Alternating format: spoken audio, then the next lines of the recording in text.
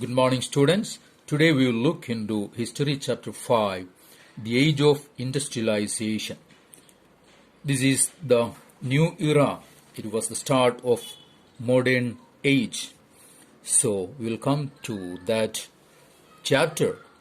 Here is a picture given. It's a cover page of a music book. See, in 1900, a popular music publisher, E.T. Paul, produced a music book that had a picture on the cover page announcing the dawn of the century.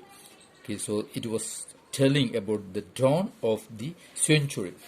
Why, just as an introduction, we are looking into this book, this cover page. It's talking about the progress. The picture is talking about the illustration that is talking about the progress of the coming century. Okay, so the figure, the angel of progress, see, bearing the flag of the new century. She is generally perched on a wheel with wings symbolizing time. That means her flight is taking her into the future. So floating about behind her are the signs of progress: railway, camera, machines, printing press, and factory. All these things were symbols of progress, means modernity.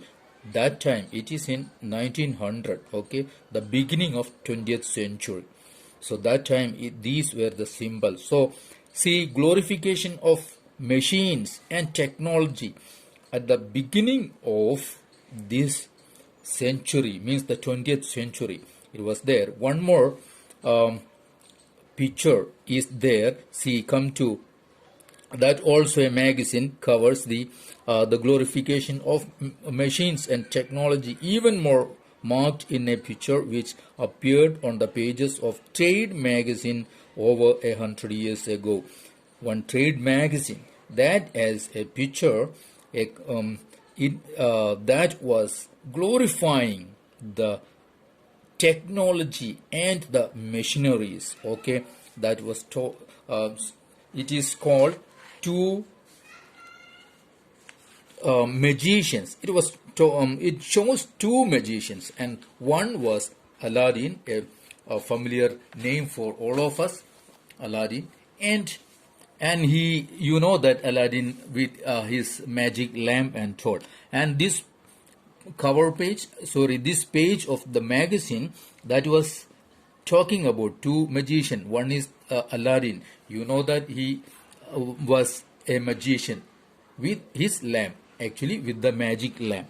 So the picture shows that Aladdin, out of his magic lamp, made a magnificent city, a very beautiful town. And the next, means the bottom of that same page, another magician. This magician is talking about the modernity. He was a mechanic, not a magician like Aladdin.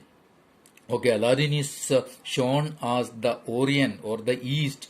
East means Asia. Asian countries means not known for development, but known for mysteries and myth and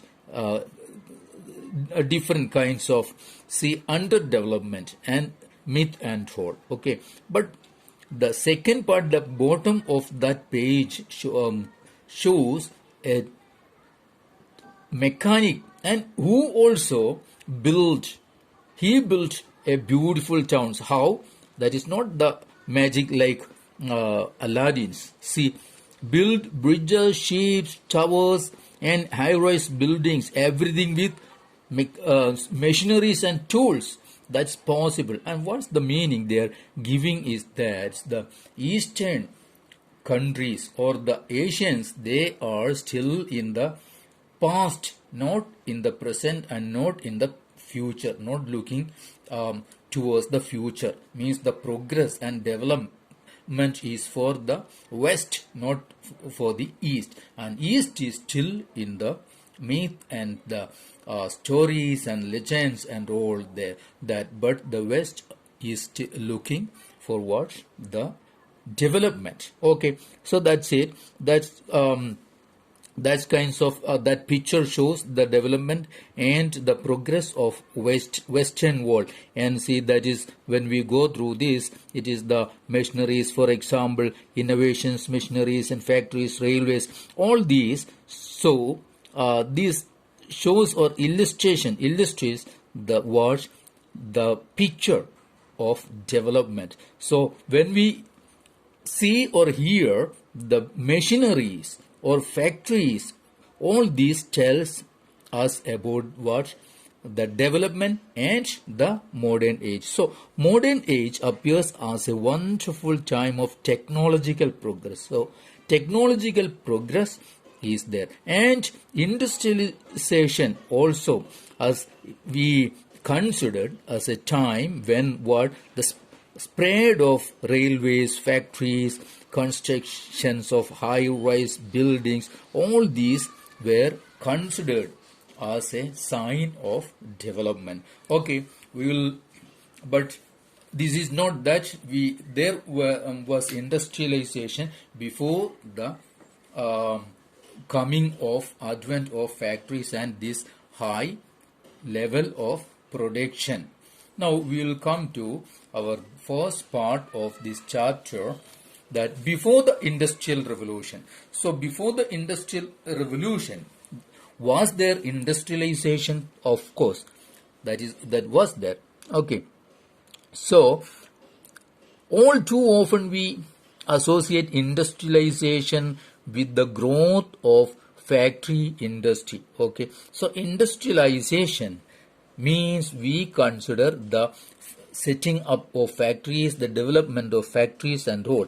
But see, industrial production, mostly always we refer the factory production. Okay, but when we talk of industrial workers, we think the factory workers. Histories of industrialization very often begin with the setting up of the first factories. That's our concept. Okay, but see, even before factories began to dot the landscape in England or in Europe, there was large-scale industrial production for an international market. So, okay, so industrial production was there, large-scale industrial production was there before the Industrial Revolution or the setting up of factories. Okay, this was not based on factories, of course.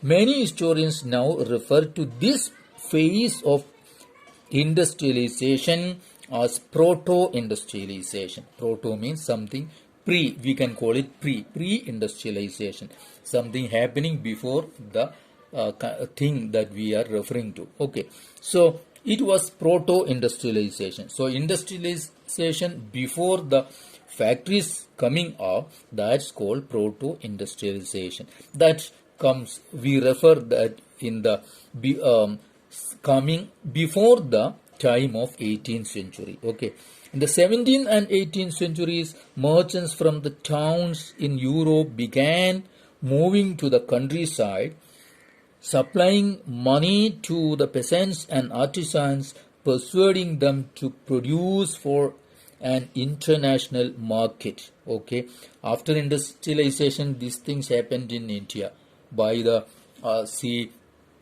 British merchants or East India Company owners. Okay, that happened. But before the industrialization or industrial revolution, this was happening in England or in Europe. See, with the expansion of world trade and the acquisition of colonies in different parts of the world, the demand for goods began growing. Okay, the merchants could not expand production within the towns.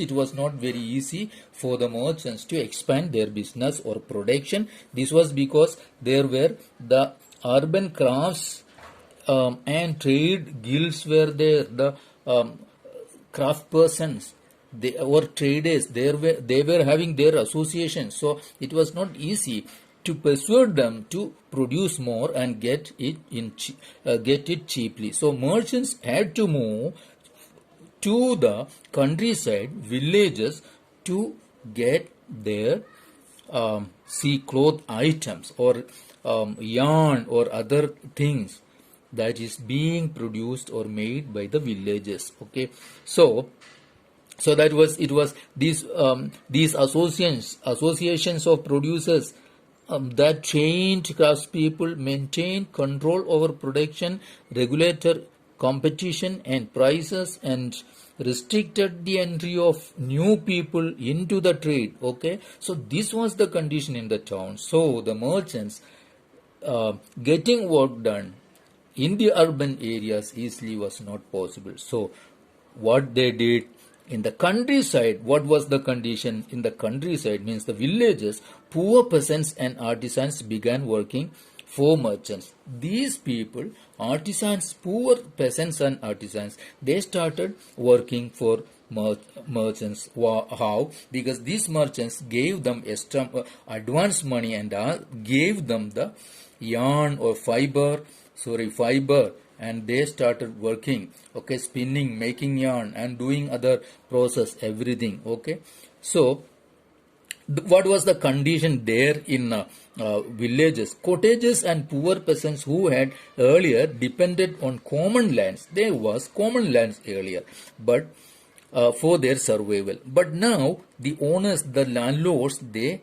covered, enclosed these common lands. Now the poor peasants were not able to use this common land. Now they have their own small piece of land and they cannot do any cultivation in that, so they were in poverty now. This time the merchants appeared and gave them money or as advance for doing their work. So the villages in the countryside were very happy to have this money and do their work. Okay, now this village family, they were providing labor power, means all the members of the family were working together. See, within this system, means this new the countryside, those who were doing this industrialization that time, see, within the system of close relationship developed between the town and the countryside, means we are talking about the proto-industrialization, okay, before the factory or before the industrial revolution. So merchants were based in towns, but the work was done mostly in the countryside. A merchant clothier in England purchased wool from a wool stapler and carried it to the spinners, those who are in the village. Okay, the yarn that was spun was taken in the subsequent stages of production to weavers, fullers, and then to dyers. Okay, the finishing was done in London before the export. Merchants sold the cloth in the international market. So only the finishing work was done in London. All other works, no process were done in the countryside by the village people. So they were having job and the merchants were having their close work completed. So this proto-industrial system was thus part of a network of commercial exchanges. It was controlled by merchants and the goods were produced by a vast number of producers working within their family farms, okay, not in factories, understand. So it was not in factory. And at each stage of production, 20 to 25 workers were employed by each merchant. This meant that each clothier was controlling hundreds of workers. So this was the proto-industrial revolution or proto-industrial system.